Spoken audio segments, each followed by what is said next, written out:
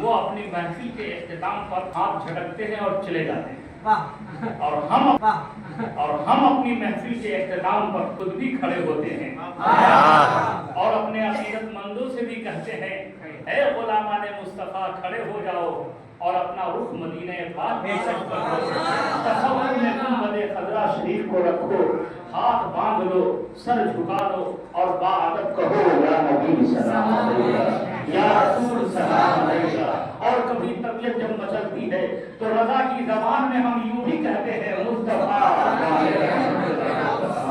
شمع رسم ہدایت پہ لاکھوں سلام، اور کبھی ہم یہ بھی کہتے ہیں کعبے کے درود سلام، تم پہ کروڑوں درود طیبہ کے شمس و ضحیٰ، تم پہ کروڑوں یا نبی سلام علیکہ، یا رسول سلام علیکہ۔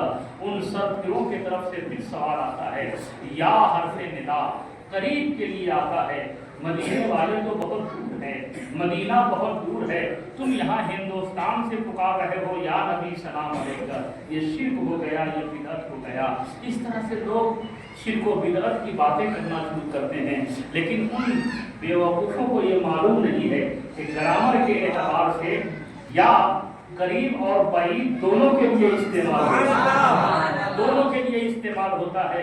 چلو تھوڑی دیر کے لیے اس کی بات کو مان لیا جائے کہ مدینہ شریف بہت دور ہے، تم یا کہہ کے کیوں پکار رہے ہو؟ میں کہتا ہوں میرے پیارے، آپ نے آفتاب و مہتاب کو تو دیکھا ہے نا، چاند و سورج کو دیکھا ہے، کتنی دوری پہ ہے، کتنی دوری پہ ہے؟ لیکن یہ بتائیے، چاند ہم سے دور ہے، سورج ہم سے دور ہے، لیکن سورج کی روشنی دور ہے؟ بولو نا، سورج کی روشنی دور ہے؟ چاند کی چاندنی دور ہے؟